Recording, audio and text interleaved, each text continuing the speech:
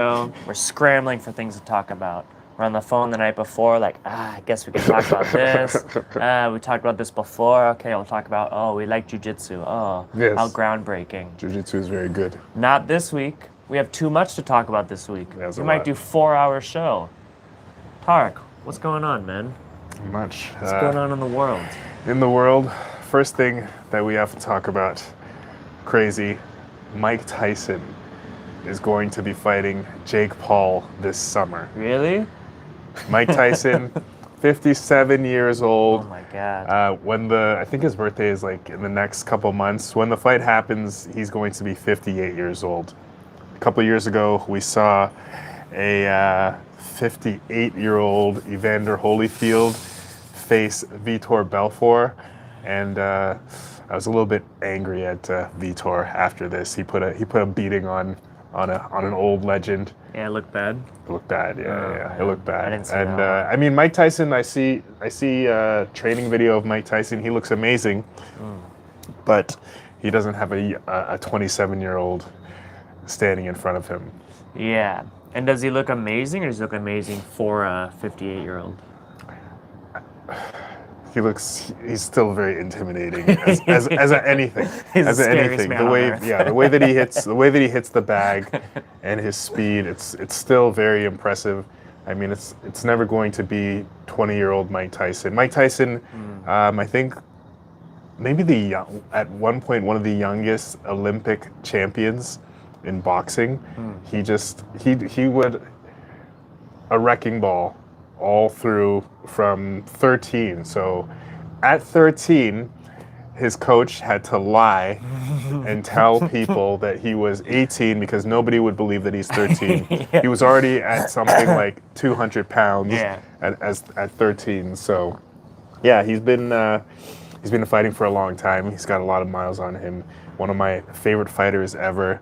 A very polarizing personality. Yeah. He's recently come back to this like peaceful, Yeah. psychedelic, love everything He's a guru type of now. guy. Yeah, and I've loved seeing this turnaround. When he was about to fight Roy Jones Jr. recently, a couple of years ago, he said that there's something that turns on in him when he's getting ready to fight. Yeah. That like this demon, and he gets kind of like dark in his thoughts, Yeah. which makes sense because it's a dangerous game. It's a dangerous game that he's playing, and you got to be have that danger mindset. Yeah, Joe Rogan talks about it a lot. He had Mike Tyson on the show twice. The Yeah. first time, Mike Tyson was not training, very peaceful, didn't even want to go running. It would spark his ego. Second time, he was training for that Roy Jones fight, and Joe Rogan's like, he made his studio wider just to protect himself from that like crazy energy. Because he's sitting there with Mike Tyson. Mike Tyson's just exuding this like, tiger out of his cage energy of things can go wrong at any time. Yes. Nothing happened, but Yes. Mike Tyson has that energy about him.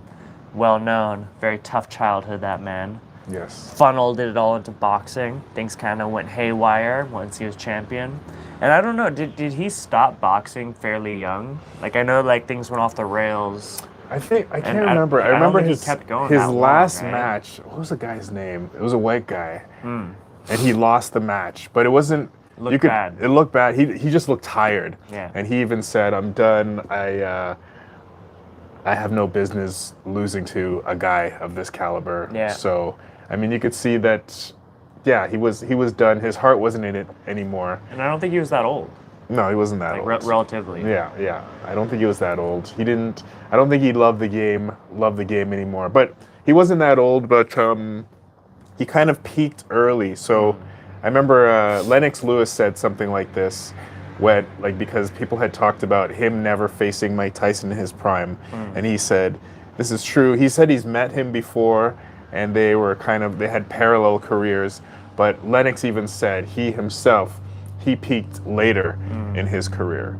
So getting somebody right at the edge of their greatness is a difficult thing. Yeah. Tony Ferguson never fought Khabib. Yes, Now it's like too that. late. Yeah, exactly, just like that. Even in the world of boxing, you have Manny Pacquiao and Floyd Mayweather. Some people think that Floyd didn't fight Manny Pacquiao early enough, but I mean, Pacquiao peaked at a different time, and that's just how it goes. And now Mike Tyson's scheduled to fight the #1 boxer in the world, pound for pound champion, Jake Paul. Is that the number one YouTube boxer? I mean, he's a legit boxer. He's been lost. Doing well. Yeah, he's been doing well. He lost to Tommy Fury. Legit match. So he's doing well. Like he's doing all the steps to come up. The only thing that is a reasonable insult towards him is he has a tendency to like to fight retired MMA fighters. Yeah, which doesn't look more good. Views, right? Yeah, it gets more views, but this is the entertainment business. Him fighting a young up and coming guy is not really going to get people talking about it. No. So I'm in some other group chats with people that they're not generally talking about boxing matches that are coming up. Like sometimes we don't even know who the heavyweight champion of the world is. Yeah. So, and Mike Tyson is just that guy. Like I'm a little bit older, and I remember Mike Tyson matches when I was in like elementary school and junior high, and it was just this huge event. And he was just before I was born. Yes, he was this larger than life, enigmatic figure. He had tigers in his house. He would get angry at people that were interviewing him. People were scared of him. He was just like this crazy wrecking ball is the best description of what he was. So it'll be interesting to see it. I don't really want to see it. I will still watch it. Yeah. I will definitely see it, but I don't. I don't like the prospects of a near 60-year-old man fighting a 27-year-old up and coming guy. Knockout artist. Yeah. And props to Jake Paul for getting us this attention, like making us care this much. Yes. Because to show you how crazy this is, we had to start the show talking about Mike Tyson. When there's an actual high level, I don't know if it's for a title, but like two top level boxers are actually fighting today. And we're more interested in the Mike Tyson Jake Paul fight that's happening months away. So juicy. And the fight today is juicy. It's Francis Ngannou who's fighting Anthony Joshua. Yeah. That's a huge fight that I didn't know was happening until 2 days ago. That's massive. I didn't know. That's so massive. So massive for Francis from his beginnings as a sand miner, making it in a boat over to Europe, sneaking over several times, getting dropped off in the desert for dead. Like superhero story. Jake Paul's not fighting Francis Ngannou. Yes, makes it to the UFC just because when he's always had this dream of being a boxer, and while he's boxing, somebody comes up to him one day and says, "Hey, you should try MMA." He's like, "Okay, I will try your MMA." What is this?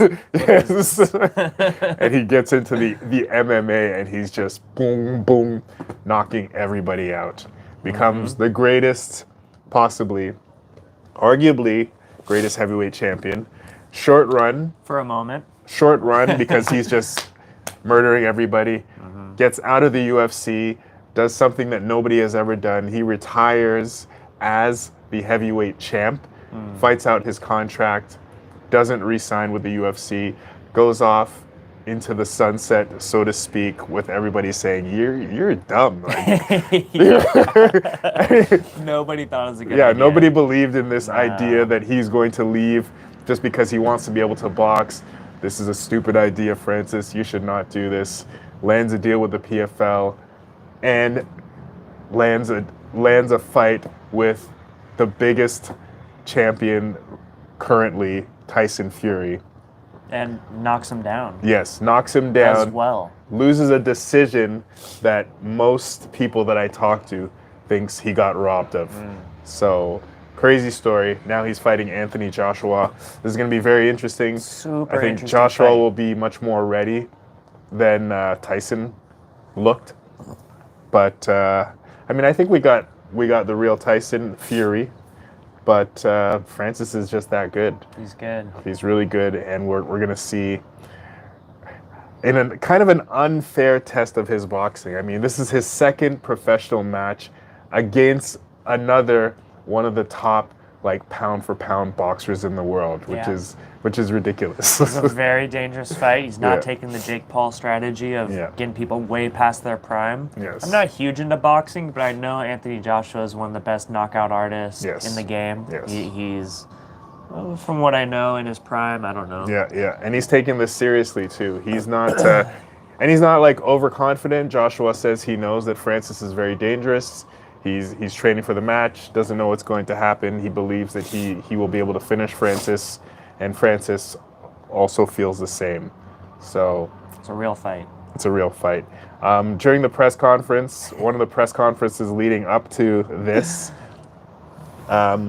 Tyson Fury, who he lost the decision to in the last match, he was like kind of talking from the audience as Francis is on the mic. Front row, just heckling. Like, what's Yeah, that? he's basically heckling Francis at the press conference, and Francis basically says, what did Francis say? He very calmly just looks at him and starts breaking down the realities of if there actually were to fight. So he says something along the lines of, if you weren't protected by the rules of boxing, Yes, you're protected by the you're rules dead. of boxing. Which yes. is such a good phrase, protected by the rules of boxing. You're protected by the rules of boxing. Meaning that, so for example, in their fight, Francis knocked him down. The rules say you have to step back. You're not allowed to just jump on him and keep hitting him. Which, if you look at the iconic photo, Ngannou knocks him down, and Tyson Fury sits on his butt, and his eyes are kind of wide open and glossy, right? Yeah, He's messed up. So in a UFC match, Ngannou would be well within his rights to rush in there, land maybe 1, 2, 3 more punches, and finish it. Just keep beating him. And if they're fighting outside of a structured fight, Ngannou takes him down, chokes him, punches him. Yeah, he says something like Lots of 5 options. meters. I have it here. Hold on. Let me see if I can play this. It was... Yeah, it's so good. When you step off or that ring, you better stay 5 meters away before you start your shit. Stay 5 Because meters if I away. lose it, you're gonna have a really bad time, my friend. So respect the fact that boxing is protecting us, and the rules of boxing is protecting us. Because out of that, without that, you are nothing in front of me. Yeah. I beat you every day, Yeah. twice on Sunday. Yeah. Yeah. Yeah, Very- I very- absolutely agree. Very entertaining, yes. Francis Absolutely does agree. beat him twice on Sunday. Yeah. I think so too. Yeah, and beating from an MMA legend like Francis Ngannou, that's it's Like, either death or a- simulated death. death. Yeah, it's a life-changing beating. It's a bee. We got nature flying in. We had a butterfly. I looked for that footage of the butterfly flying in front of. I couldn't find exactly where it was. Yeah, Because this is we crazy. could have a clip of that. Of, Compilation of animals flying through. Yeah, Bee just flew through. Did you guys see that? Yeah, so man, Francis, good luck to him. I would love to see Francis go on a run in boxing. How crazy would that be? That would be unheard of. Yeah, I just Unmatched hope story. at some point he can fight John Jones as well. Hmm. And that window seems to be closing. It does. As the longer he bummer. goes, the That's a longer bummer. he goes without fighting in MMA. Yeah. I think MMA, you kind of have to stay in any martial art. You kind of have to stay active and fresh Yeah. to be considered as sharp as possible. So, if And he's, John Jones is such a legend, so high level. It's a great fight. And I get kind of sad seeing Francis doing these other ones that I'm not as interested in, you know? Like, I much prefer to watch John Jones fight than Anthony Joshua. Yes. It's my predisposition. yes, So I'm glad he's out there making money. I'm glad he's out there putting eyes in different places. He's saying funny stuff. But it is a bummer. I wish he was fighting John Jones soon. You know, it does feel like that window's closing. I don't know how old Francis is, but not particularly young, I think. He started kind of old. Yeah. Let's see. John Jones getting up there a little bit. Yeah, and John Jones is I think he's like 35 or 37. Let me just check that. Just Google Francois. Francis Ngannou. Francis Ngannou is 37. He might be the same age as Jones. Yeah. Let's see. Francis Ngannou is 37. John Jones. But Francis had a very short career. Yeah. Oh, John Jones 36. Yeah, so they're around the same age. But I mean, John Jones in MMA years is much older. Yeah, he was champion at 23. Yes, and he's been fighting 5-round championship fights and taking damage from the best guys in the world for all those years. So I don't think anybody has quite the amount of intense miles that John Jones has. Yeah. Yeah. So. Yeah. It'd be interesting to see. It's hard to do that math. Yeah, it's hard to do that math. It would be interesting to see it happen. This weekend, though, we got another sweet UFC coming up, UFC 299. This might be the sweetest UFC in memory. It might be. Top to bottom, it's incredible. Absolutely incredible. The main card, every single fight's a banger. They could all main event like a fight night. Yeah. All main event at UFC on Fox. Yeah, the first 3 fights at least. Yeah. The co-main is kind of the most interesting one, man. Dustin Porier is fighting Benoit Saint-Denis. I don't really know much about Saint-Denis. So that's the cool thing, man. So he's like French special forces. He was out there shooting guns and killing people just a couple years ago. Yeah.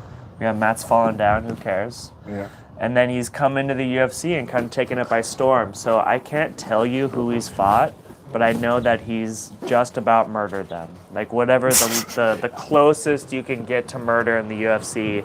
He had a phenomenal head kick knockout last fight.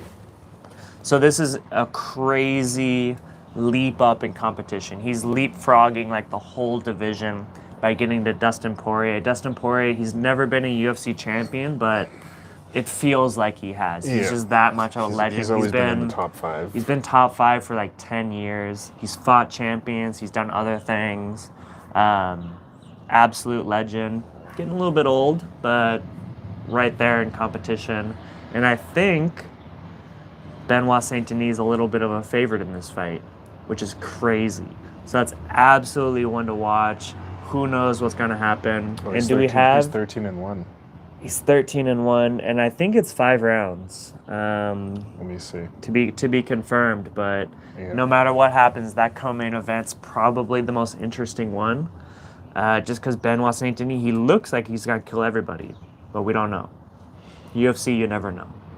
And that's why we're very lucky to see that one. Yeah, I don't know. It doesn't say the roundage. Yeah. So Benoit, 28 years old. Dustin Porier, 35 years old.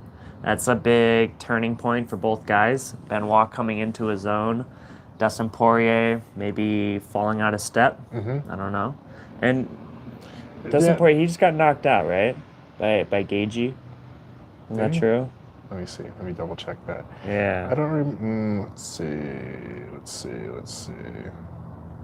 Yeah. So he just got last year. Yeah, 1 minute into round 2. July 30th. Absolutely flatlined by Justin Gagey. Sometimes that signals the end of a legend. Sometimes not. Sometimes not. You got guys like Alistair Overeem that he's been knocked out a lot and comes back looking strong. To get knocked out again and again. Yeah. He's been knocked out a lot, but it's strange that he's a guy that he didn't go on that same trajectory that a lot of people that start getting knocked out, where it's just like knockout. Overeem, he'll be almost champion again and then get knocked out. So until he fought Francais Ngannou, and then they're like, dude. that guy knocked everything. Francis like, knocked him. Yeah, he became a vegan, and he looks really skinny now, and it changed his mind. And so Dustin Porier, absolute fan favorite. We hope he's doing okay. We hope his mind's all right. He's got lots of money in the bank. He's a very charitable man, very family man. If he gets knocked out on this one, I hope he calls it. And if he gets through this, maybe he fights for a title. You know, he's right up there. 35, well, it's hard to say. 35 is tough at lightweight. I think, generally speaking, past 35, it works, I would say, up until maybe middleweight. But for the lighter guys, especially, all of MMA and sports favors youth, but I think heavyweights have a little bit more time for some reason. Yeah, I guess why? I don't know. Maybe because it bigger? relies less on speed. Oh. Maybe, I don't know.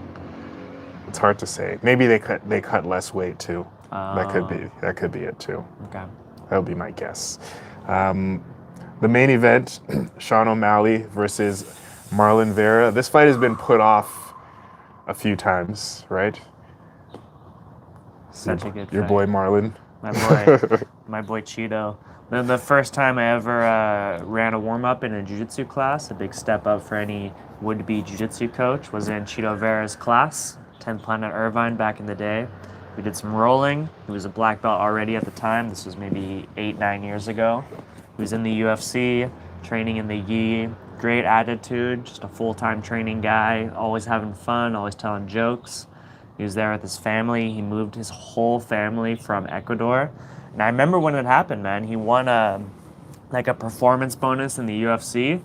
And they're like, what does this mean for you? He's like, oh, it means my family can live with me now. It was like just so nice. Such a good story. And to see him go from that to like fighting for a title, like being an absolute legend.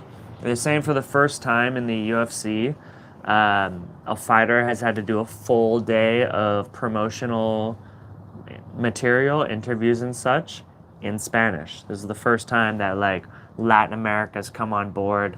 So he's got, all of South America behind him. He's got a lot going for him, and he's great. He's so good at fighting. And, Sean O'Malley's a bit of an enigma. It's hard to tell why he's so good, but he knocked out Aljamain Sterling. Yes. I don't know who he paid off to get that decision. It was Peter Yan, but he got the decision. Yeah. He's incredible. And this is a rematch. In their first fight, it was very competitive, but Cheeto landed what they call a calf kick. And maybe Sean O'Malley had a pre-existing injury. I believe his ankles were taped up at the time. And so I think the combination, maybe a pre-existing injury, maybe a freak accident, and that technique from Cheeto, O'Malley rolled his ankle, fell down, Cheeto swarms on top, elbow, stopped the fight. And so in a funny move, Sean O'Malley claims to be undefeated. All his merch is undefeated Sugar Show. Even when Bruce Buffer introduces him, I don't know exactly his record, but let's say it's 12-1. You'd throw up a 0 every time Bruce Buffer says 1. So this is a grudge match. O'Malley's trying to get that one back. It is a blemish on his record, and it's a great fight. Yeah, it's so interesting. He's favored to win. O'Malley?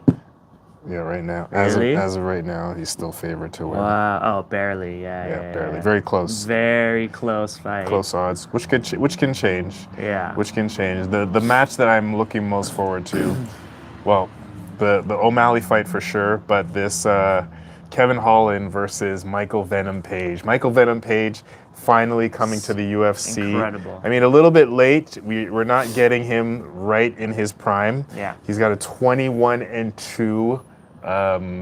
What do you call that? Record? MMA record. Yeah, 21-2 MMA record. And an extensive karate and kickboxing record. His kicking is ridiculous. Oh my God. The only thing I have going against him right now is his age, 36. Yeah. Entering the UFC at 36. Yeah, he's an starting at absolute 36. legend.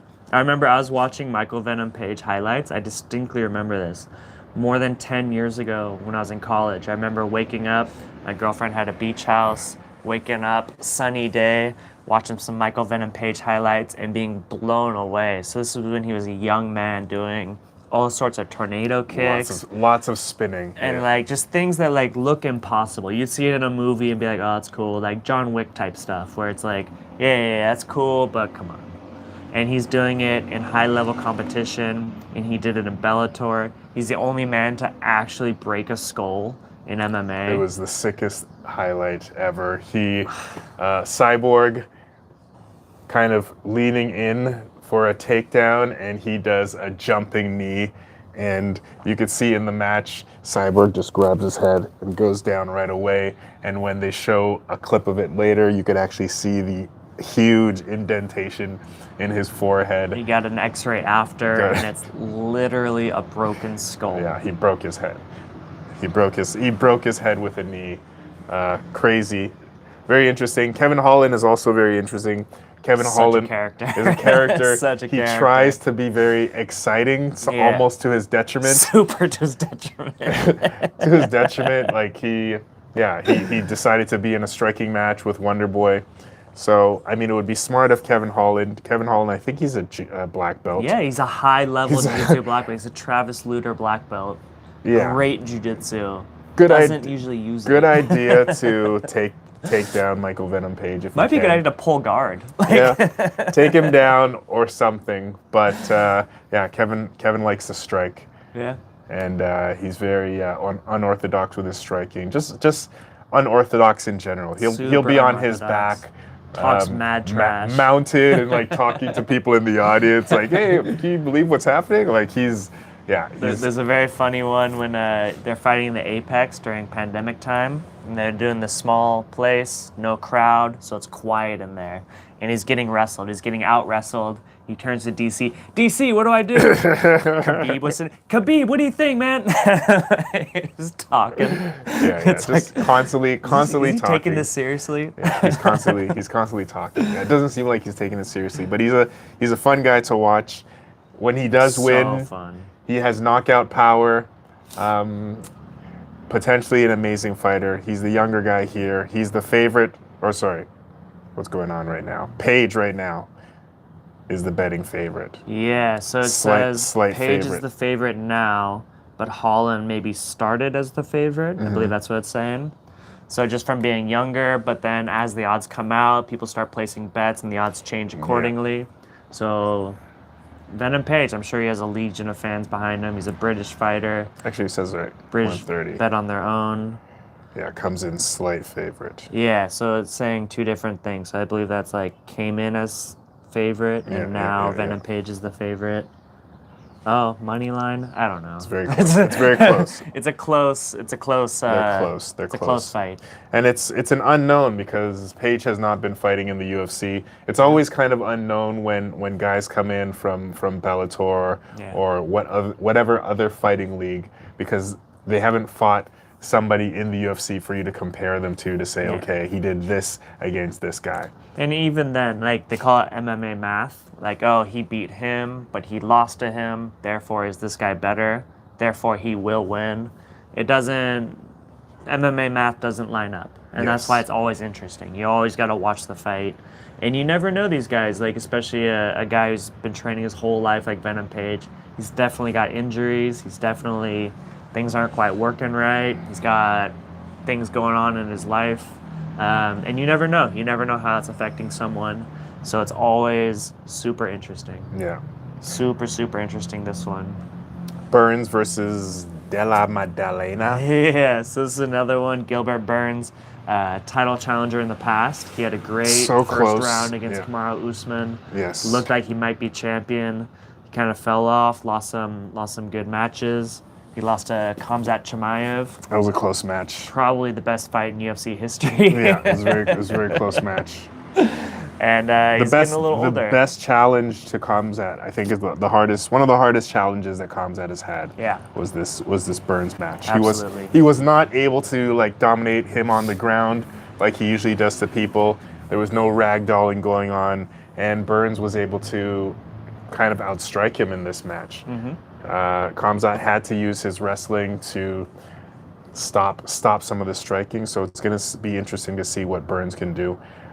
Yeah, so it says Burns coming in 37 years old and coming off a serious shodur injury. That doesn't bode well for him. Yeah, so Maddalena is an absolute legend. is the favorite. Yeah. Magdalena.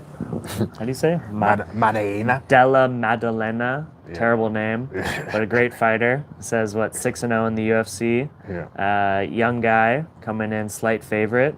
And that could be a fight night main event. So that's a good one. Yes. Very good fight. And also Porier versus Song Yadong. Song Yadong. I don't know much about Song Yadong. Porier, Former I don't champ. know. Former champ. Former Fallen intern. off a cliff. Yeah, Keeps he losing hasn't- fights. Yeah, he hasn't had much luck recently. So Yeah. we'll see how this goes. Some would say he's had bad luck. Yes. He's lost some controversial decisions. Yeah. He looked unstoppable when he was champion. Yes. And even when he lost the belt to Aljamain Sterling on a disqualification that first match, he was putting a beating on Aljamain. That's really the moment that that everything fell apart. He hasn't won a dominant match since he kneed Aljamain Sterling in the head when Yeah. Aljamain was on one knee or on two knees. Either way, it was a grounded opponent. You're not allowed to knee a grounded opponent in the head. There's a weird moment where it looks like he asks his corner, like, "Oh, can I do it?" And his corner's like, "Yeah!" He knees him in the head, instant DQ. Yeah. You lose the belt. We'll do a rematch. And the rematch, he got smoked by Aljamain, Yeah. which is incredible. Yeah. And since then, he's lost some decisions. He lost that one to O'Malley. Very controversial. Yeah, I thought he won. I thought he beat O'Malley. So that was unlucky for him. Yeah. Yeah. And for Song sure. Yadong, he's a Chinese fighter. Something about Asian fighters, I'm always rooting for him. Song Yadong, he trains at Alpha Male. He's got Uriah Faber in his corner. And he's a young dude, 26 years old, coming up. He's had some ups and downs and seems to be maybe ready for a title run. So we'll find out. We'll see in this fight. If he beats Petr Yan, he's legit. And Petr Yan's still 31 years old. He can make his own run at the title. He's not by any means out of competition. He has it seems like the perfect style. He has super good defense, strikes super Yeah, intelligently. nice Muay Thai style. It's just weird that he keeps losing.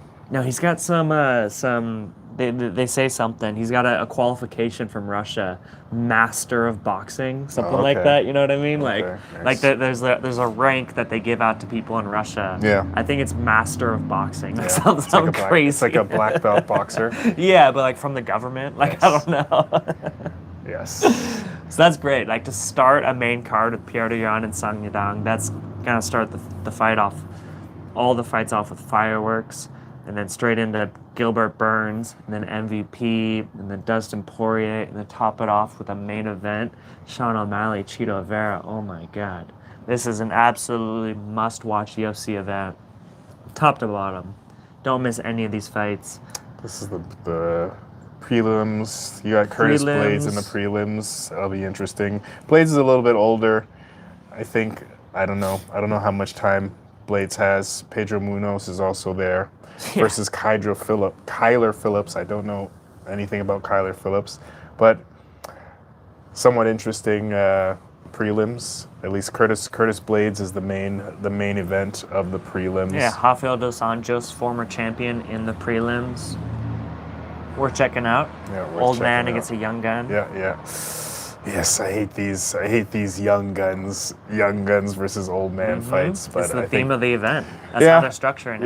yeah. I think I guess I think the UFC just likes to send you off with a bang. Like no, you don't get to walk out saying goodbye to the audience on your last match. You get blasted You can, out. but you got to earn it. Yeah. That's not easy. You really got to earn it. You got to do something that's unexpected to be Yeah. like a veteran with a lot of miles in your 30s. Yeah. And they're gonna put you whenever there's talk about your retirement, all of your next few fights are gonna be against 25-year-olds. Yeah. And so only Robbie Lawler has really had that opportunity where he says it's the last fight and he wins in a knockout. Yes. Made everybody cry. It's very rare. It's most people go out like Frankie Edgar, Yeah. where he brings his whole family to the event and then gets knocked out in front of his children.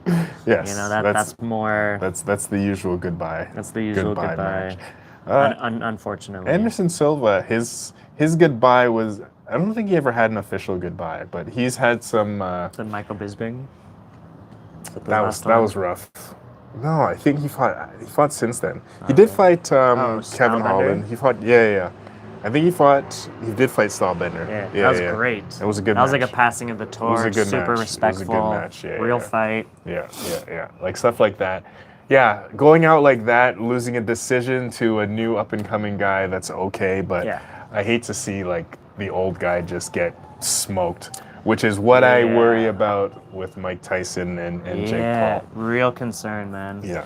No one 'cause- wants to see Mike Tyson get knocked out. Yeah, no one wants to see him get knocked out. And even like in his career, like I know he lost before, but Yeah, I don't think, he like, never got flatlined. flatlined. No, Yeah. no, he got versus Buster Douglas. He Yeah. couldn't get up. He got the 10 count. Oh, okay. But yeah, yeah, Jake if, Paul- if Jake Mike Paul- Tyson like does one of these, Jake Paul has flatline power. Yeah. So he's been flatlining a lot of guys. and he's so. got the marketing. If Mike Tyson gets flatlined, we're never gonna see the end of it. That's, Yeah. that's gonna be on T-shirts. It's gonna be like AI is gonna remix it. Yeah, I mean, luckily Tyson is super zen now, so maybe his ego can take it, but I don't it know. won't be good. I won't enjoy seeing it. I don't advise this fight to happen, but Yeah. I will watch it anyways. Fight Pass Invitational 6. This is 6 in I Chinese. love that the UFC does this. It's the most viewer-friendly jiu-jitsu event out there right now. Yeah, bar none. It's approachable. It looks cool. The matches are great. Yeah, the only close thing to it is what ONE FC does with their grappling. Yeah. They do it. It's very concise. I think they do 1 10-minute round. Yeah. Yeah, they do it. That's great. I love how it's short and it's Yeah. intense. So I think probably ONE FC in my mind is the best. They don't have as many top level jiu-jitsu guys there. I think that's just because of their the way that they do their contracts. Yeah. I think if they wanted to do something like the UFC does, it's possible. Like you just get somebody for a one-off thing. I think it's very possible for them to do it Yeah, but as well. you know, we talk about the predatory UFC contracts. I've read some stuff about ONE FC contracts, and it's much worse, much more limiting. Yeah. If you sign with them, you can't go anywhere else. It's not much money. They own your likeness. They can sell merch and not cut you in. Yes. It's much more confining than other sports. So hopefully, like, you know, for example, Ruo Tolos, hopefully they got a good deal. They seem to be enjoying themselves. They get fight bonuses. They're making it work. Yes. But for other jiu-jitsu guys, you know, Craig Jones, Nicky Rod, I don't think it makes sense for them. Because they're already making good money. They're already making good money, and it would just be great if they could do a one-off. If Craig Jones could have one FC match Yeah. against, you know, whoever the toughest Russian dude they could find. Yeah. It'd be great to see, but probably not going to happen. But Fight Pass Invitational, they really do a good job. Like, Yeah, and all these the are- and matches these are are- really interesting. And these Main are one-off event, guys, yeah. Craig and they're Jones, getting the Rafael best. Lovato, phenomenal, absolutely great match. Everybody wanted to see it. They're getting top-rated grapplers Yeah. to come in. At their prime. Yeah, which is amazing. The rules for this one. So the last FPI they had what's called an inactivity penalty, and the referee in the last event was very liberal in giving out his inactivity penalties. Hilarious. It was hilarious. This time they still had the inactivity penalty, but nobody received one. Yeah. There were a few warnings where they would just say, what was it? Warning for red, Yeah. and that's it. But And they even then, never man, handed anything out. I was never like, oh, yeah, stalling. They're very fast. They out weren't there. stall. They They're were not very stalling in fast. this. It was really good. They did something interesting though in that they for their overtime because every event they seem to be changing the rules. Yeah, they're tweaking it. They're tweaking it a Nice. lot. So for this one they have a regular 8-minute round for most of them. And then in the overtime, they go back to kind of like IBJJF scoring. Yeah. But instead of like say passing the guard being worth 3, it's worth 2. Oh. So guard pass is worth 2, mount is worth 4, Takedowns 2. Yeah, back mount is 4, takedown with control is 2. Yeah. Yeah. So I don't know why they changed the passing to 2. Just to be different. We're not IBJJF, okay? This is gonna be 2 points, not 3 points. Yeah, so really good stuff. The first match were the women, 145, Karol Rosa versus Raquel Canuto. Oh, one of the best. I used to work at Flow Grappling, and I'd sit there at the table during tournaments, and Raquel Canuto would come up and super intense lady. Great jiu-jitsu. Her husband's Renato Canuto, one of the most exciting guys in the world. He has matches at 1FC. And she came out there, put on a great show, dominated. You took a lot of notes. You got the whole match I took a lot of notes. I took a lot of notes. But first, we just got a message from Derrick Robinson. What's up, bro? Long time listener. He says he hopes we're doing well. And he says if Jake fights Mike in a real match, I petition we feed him to a ranked boxer next. Sure. I think that's fair. Yeah. I think that's fair. I couldn't name a single ranked boxer, but and that's the problem. That's the problem. If you want to sell pay-per-view and if you want to do what Jake Paul has done, which is be a marketing genius, you fight guys that are already popular. Yeah, after Mike Tyson beat Roy Jones, maybe. Yeah. Yeah. Roy Jones is another old guy. Roy Super Jones is another old guy. It has to be somebody young. So who I have a hard time naming. Yeah. Couldn't tell you. Yeah. In this Karol Rosa versus Raquel, you said you know Canuto. We cross paths. I follow her on Instagram. Dope. Big fan. She's great. Dope. What happened here? So, who did I say? Who won this one? Canuto. Canuto wins with rear naked choke. Yeah. There were no penalties. Starts off with a trip, gets the butterflies. There's a triangle attempt where Rosa pulls back. And there's an ankle sweep, which we also call the idiot sweep. Mm-hmm. There's an ankle sweep. Watching like basic jiu-jitsu work at black belts always so satisfying. It is amazing. And I always say this, I have a friend that just started not that long ago. I think he's 6 months in, Temba, and I was like, basically you already know everything that a black belt knows. Yeah. you know all of the moves that necessary that a black belt knows, and from now on it's just tweaking these moves, making them actually work. And these are the ones that'll actually work. Yeah.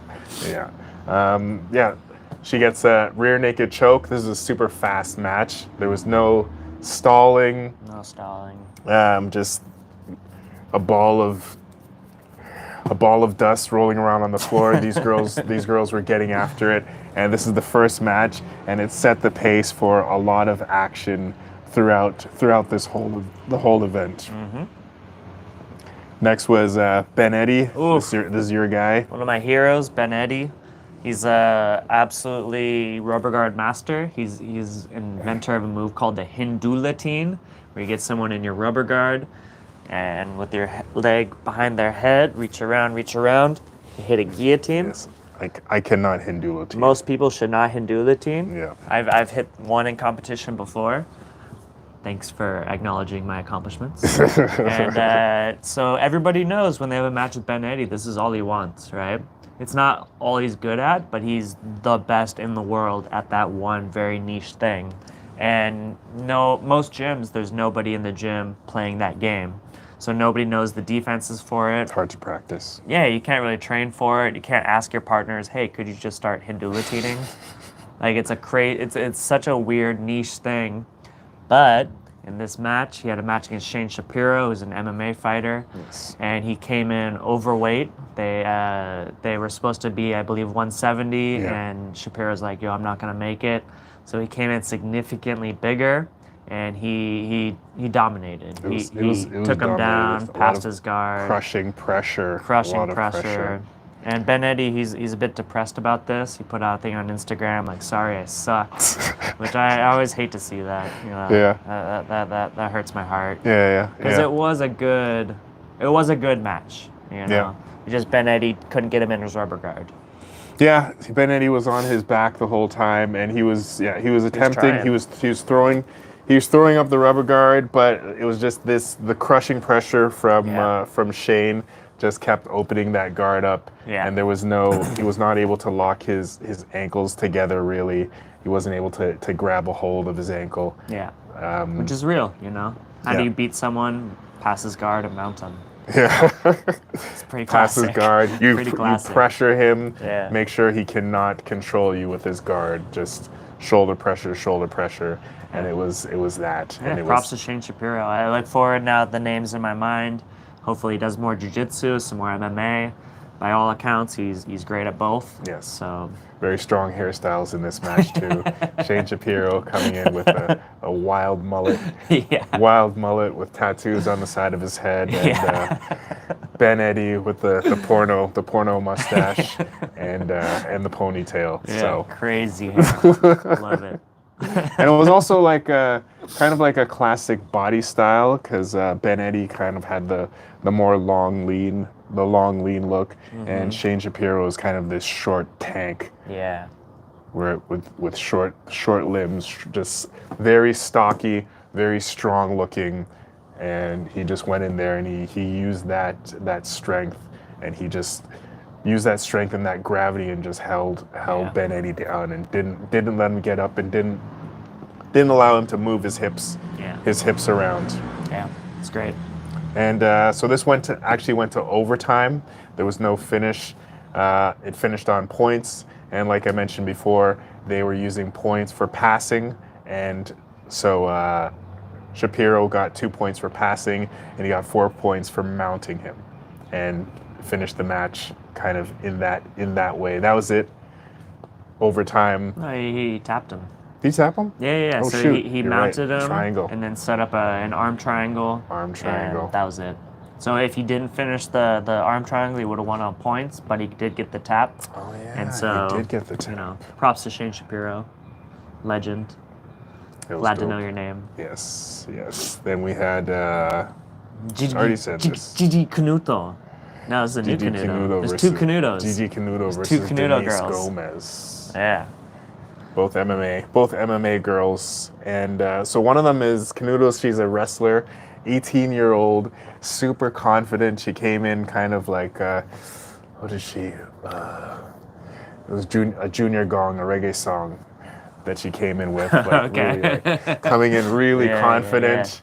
10th Planet Las Vegas Canuto. Yeah, super. Even hearing her talking on the mic after, she's like, after she, how did she win? Inside heel hook. Inside heel hook. Very nasty. It looked painful. Like you could see at the end, Gomez was on the ground. She taps, and then she does one of these.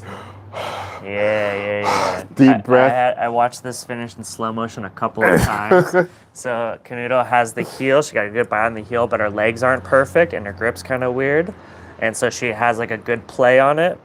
Doesn't get a tap, and she reaches over with her leg and does one of these. Slides up her grip to make it way stronger, and then snaps on it. And so I'm sure something popped, something went terrible. Because it was nasty. Yeah, it was. You can watch it in slow motion. You can actually learn a lot about how heel hooks work by watching that finish. Because the first one, to the uninitiated, it looks all right, but she doesn't have her legs in. There's no hip pressure. Her grip is okay, but it's not super tight. Yeah. She adjusts, super nasty. Hip pressure is everything in the heel hook. Yeah, without the hip pressure, it's very hard to finish. Hip pressure is kind of the thing in all of jiu-jitsu. In all of sports. It's kind of the thing in life. Yeah, your the connection of your lower body to your upper body. But when I say hip pressure, is like putting your foot on their hip. Yeah. And you controlling the other person's hip with your foot is like.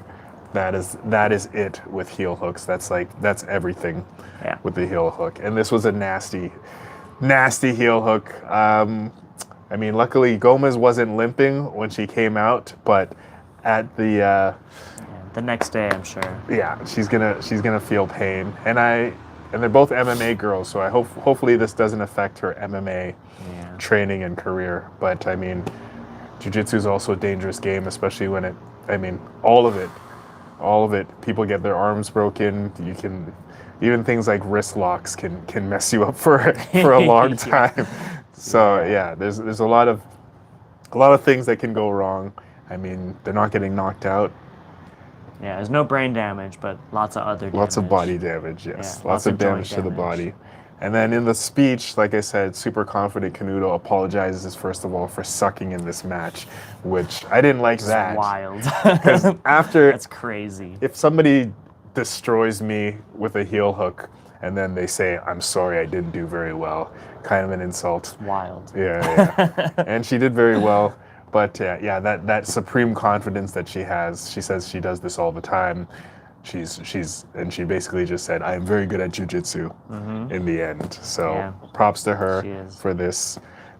Next one was J-Rod versus, well, they call J-Rod the BJ, the Black Belt Slayer 2.0, which is rude since his brother is the Black Belt Slayer.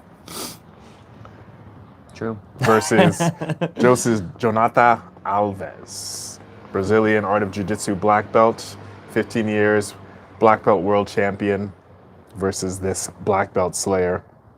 How'd you see this match? It was awesome, fast pace.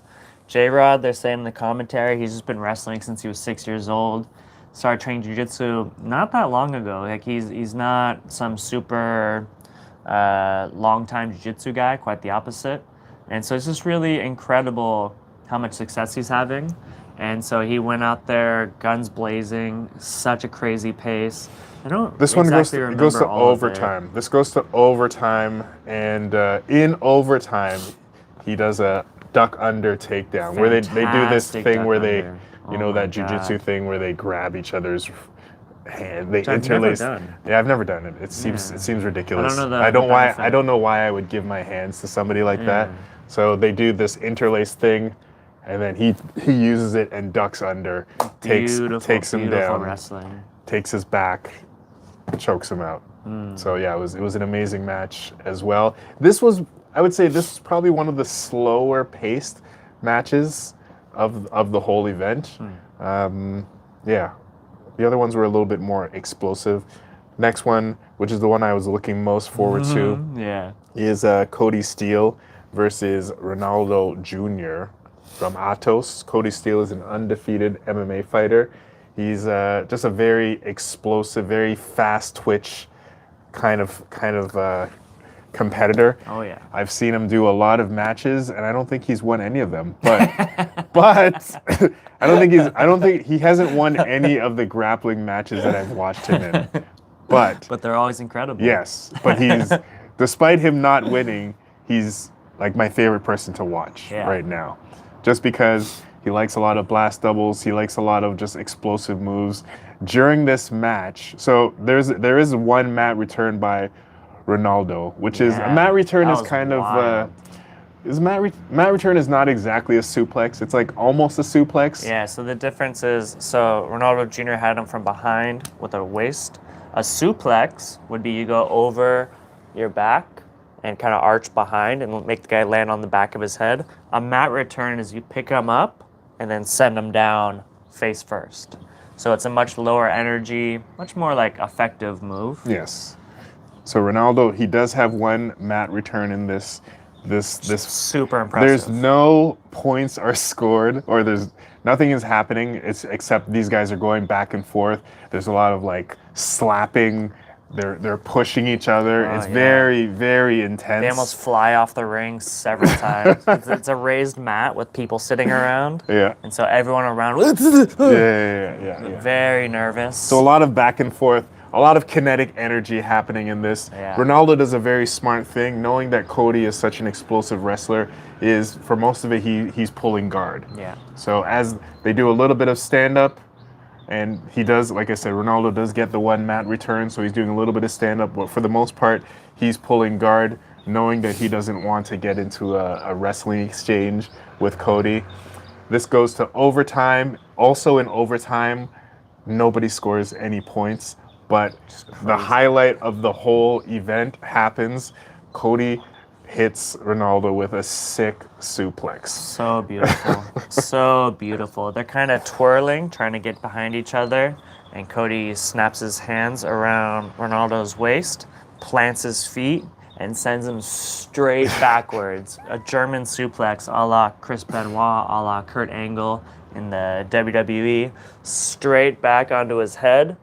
But due to the rules, you have to take a guy down and control him for 3 seconds. And this one, there's no control. He just launches him, sends him flying, and then a little bit of a scramble, and they're both back up. Yeah, no points. Cody chases Crazy. him because he rolls back in the suplex because he lands like this, which allows him to roll back. Cody chases him, slips, no control, no points. Crazy. if Because it was judo, it would be called ippon. Yes. You make the guy land straight on his back. If it's freestyle wrestling, you get 5 points just because it's so incredible. Feet over the head slam is 5 points. But under these rule sets, no control, no points. Grappling requires grappling requires control. You only get scored if you can control them in that position. Yeah. So with a takedown, I have to take you down and hold you down. That's a takedown. If you go boom and get right back up, that is not considered a takedown. In IBJJF, that might be an advantage. Depends on the ref. Yeah. So. Or disqualification. Well, yeah, you can't suplex. You can't suplex in IBJJF usually. Yeah. I assume, yeah. We are kind of running out of time, man. Yeah, we're running out of time. What are we trying to We tell got the Victor people? Hugo versus Roosevelt Souza. That's another UFC good Fight one. Pass 6. Watch it. What about find it. the Craig It's Jones? awesome. The Craig Jones one. Main event, Craig Jones, Rafael Lovato Junior. A super anticipated match. Craig Jones is kind of the cutting edge of this new style jiu-jitsu. It's hard to tell how much he trains, but he's always got tricks up his sleeves. Super entertaining guy. Rafael Lovato represents timeless jiu-jitsu, which just means everything he does is super traditional. The name's Rafael Lovato. He reminds me of like some kind of Spanish singer. It's Such a smooth sounding name, So Rafael smooth. Lovato Jr. And that's his jiu-jitsu is like that. It's just he's singing, he's dancing, it's perfect. A lot of sweeps, a lot of simple chokes. So everyone was very excited for this match. It came out. Craig Jones pulls guard, attacks legs, very smart. And he ends up with a very nice, very devastating inside heel hook from 50-50. Lovato very wisely taps fast. And Craig Jones, what he's kind of the best at is talking. That's like what he's doing great now. In the match before, Nicholas Marigali had a dominant performance against Matthias Denise, absolute legend of the sport. And the announcer asked Craig Jones, like, "Oh, what do you think about Marigali? Would you like to have a match?" He goes, I thought he looked a bit shit. I don't think that's a good match for me. just crazy. Like, this dude had like a perfect match against an 80cc veteran. Craig was like, nah. Just ultimate troll. He's amazing. Absolutely fantastic. I hope they keep bringing him back for these events. I want to see it. Craig Jones against everybody. You know, I don't think there's anybody that's not a great match against. Yeah, put a camera in front of that man. Just keep getting him. Yeah, keep getting him on camera. Yeah. Put a camera in front of that man. You got a match tomorrow. How do you feel? I have a match tomorrow. Oh, you have possibly 2 matches? I have definitely 2 matches tomorrow. Nice. This was supposed to be what they call a super fight, which I don't think that's a good name for what I'm doing. I'm not a legend of the sport. I'm not an 80cc champion, but that's what people call it, where you have one match, a one-off match. It's in the gi at the Bears Den MMA in Taichung. I'll head down there tonight. I'm going to stay at Coach's house and then go hang out tomorrow. I have no confidence in my ability to win, but I have great confidence in my ability to show up and put on a show. I will get the fans interested. I will bring some attention to this weird little sport of ours. My hair will look fine. My gi will be green. My belt is turning yellow. And the way we're going to do it, it's me versus Daniel O'Rourke. Daniel O'Rourke's one of the best MMA fighters in Taiwan, a guy I look up to a lot. And we will have a match in the gi. And the loser of our match will go against Otis Huang. Otis Huang is my buddy from Taiwan BJJ, phenomenal gi player. I don't see a path to victory for myself in that match, but if I lose the first match against Daniel, I'll go against Otis. If I win the first match against Daniel, then they fight, and I fight the winner. So maybe that's Daniel twice. Maybe it's Daniel, then Otis. I'll plan on competing against both of them and having fun. That's my main strategy. My body's good. Not in great shape, but, adequate shape for this. I don't feel very nervous, which is kind of an energy waste that usually comes with the territory. I think it'll be fun. You guys can tune in. Bears Den MMA, probably streaming on YouTube, maybe Facebook. If you want a link, follow me on Instagram. I'll post it. Marshall Stamper. It's my name. I don't know. What do you think? think be you'll fun, do. right? I think you'll do fine. Yeah. Yeah. I think you'll do fine. Either I'll do something amazing and win, or I'll make them look good. I'm okay with both of those. I'm not gonna go out there and lay down. I'm not gonna quit early. I don't have an injury coming in. I don't have any excuses not to go out and put on a show. So hope you guys like it. All right, that's it for today. Taipei BJJ, Tarek Finn, Marshall Stamper. Thank you. Yeah, and watch some fights, guys. Francis Ngannou fights today. UFC 299. Enjoy. Well, we forgot to mention that Tim Ferriss ducked training with us. Tim Ferriss is coming to Taipei. Yeah, Tim Ferriss was supposed to be coming with Taipei. Yeah. I messaged him. I said, hey, man, you can train. And all of a sudden, his high-paid speaking gig is canceled. What's up, Tim Ferriss? What's up, bro?